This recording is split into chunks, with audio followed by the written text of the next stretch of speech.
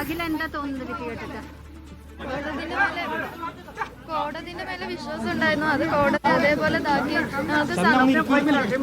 ഞങ്ങൾക്ക് സന്തോഷമുണ്ട്. കോടതിന്റെ മേലെ വിശ്വാസം ഉണ്ടായിരുന്നു. അത് അതേപോലെ ഇതാക്കി. പിന്നെ വക്കീലിന്റെ മേലെ എല്ലാവരുടെ അടുത്തും നന്ദി പറയണം. ഇത്രയും കഷ്ടപ്പെട്ടത് അയാൾക്ക് വധശിക്ഷ തന്നെ കൊടുത്തതില്.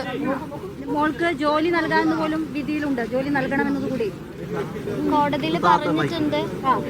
അതിനെതിരെ ഞങ്ങൾക്ക് സന്തോഷമുണ്ട്. കോടതിയിൽ പറഞ്ഞിട്ടുണ്ട്.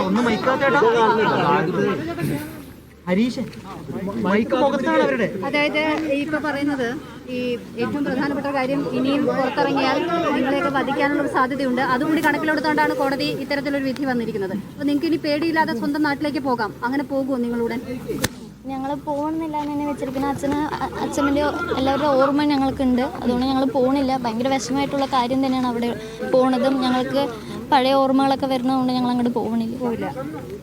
ഇപ്പോൾ 20 ലക്ഷം രൂപ പിഴ നൽകണമെന്നാണ് പറയുന്നത്. കുറേയൊക്കെ നിങ്ങളുടെ ജീവിതത്തിൽ ആകെ മോശം അവസ്ഥയിലാണല്ലോ. അത് ഒരു വലിയ സഹായമാവും തോന്നുന്നുണ്ട്. അതെ, സഹായമാവും തോന്നുന്നുണ്ട്. എല്ലാവർക്കും ഒരുപാട് നന്ദിയുണ്ട്. ജഡ്ജിക്കായാലും ഞങ്ങളെ ഹെൽപ്പ് ചെയ്ത പോലീസിനായാലും എല്ലാവർക്കും ഒരുപാട് നന്ദിയുണ്ട്. ഇയാൾക്ക് വധശിക്ഷ കൊടുത്തതിൽ ഒരുപാട് സന്തോഷമുണ്ട്. നിങ്ങൾ മുമ്പൊക്കെ പറഞ്ഞിട്ടുണ്ട് ഈ കോടതി വരാൻ നിൽക്കുമ്പോൾ ചെന്താമര പലപ്പോഴും നോക്കി പേടിപ്പിക്കാറുണ്ട്. വലിയ ഭയം നിങ്ങൾക്ക് ഉണ്ടാകാറുണ്ട്. അപ്പോൾ എന്താണ് ഇപ്പൊ ഇന്നും അങ്ങനെ എന്തെങ്കിലും ഉണ്ടായോ? ഇപ്പോഴും അയാൾക്ക് ഒരു മുഖഭാവം മാറ്റമൊന്നും ഇല്ലാതെ തന്നെയാണ് ഇപ്പോഴും നിൽക്കുന്നത്. അയാൾക്ക് ഇതിലൊന്നും പേടിയില്ല. അപ്പൊ എന്തായാലും വധശിക്ഷ കിട്ടിയതിൽ ഞങ്ങൾക്ക് സന്തോഷമുണ്ട്. അയാൾ അനുഭവിച്ച് അതിൻ്റെ ഉള്ളിൽ ഇരിക്കണം. തൂക്കുകയറ് കൊടുത്ത് എന്തായാലും. പക്ഷേ ഈ പ്രതിഭാഗം വീണ്ടും അപ്പീലിന് പോകും എന്നുള്ള കാര്യം ഉറപ്പാണല്ലോ. അപ്പീല് പോയാൽ നമ്മളും അപ്പീലിന് പോകും. ഒരാളിങ്ങനെ ഇതാക്കിയിട്ട് വെളിയിൽ വരാനും പറ്റില്ലല്ലോ. അപ്പൊ നമ്മൾ എന്താ വെച്ചാൽ അതിന് വേണ്ടതെന്ന് വെച്ചാൽ നോക്കാം. സന്തോഷം അല്ലേ? സന്തോഷം. എല്ലാവരോടും നന്ദിയുണ്ട്.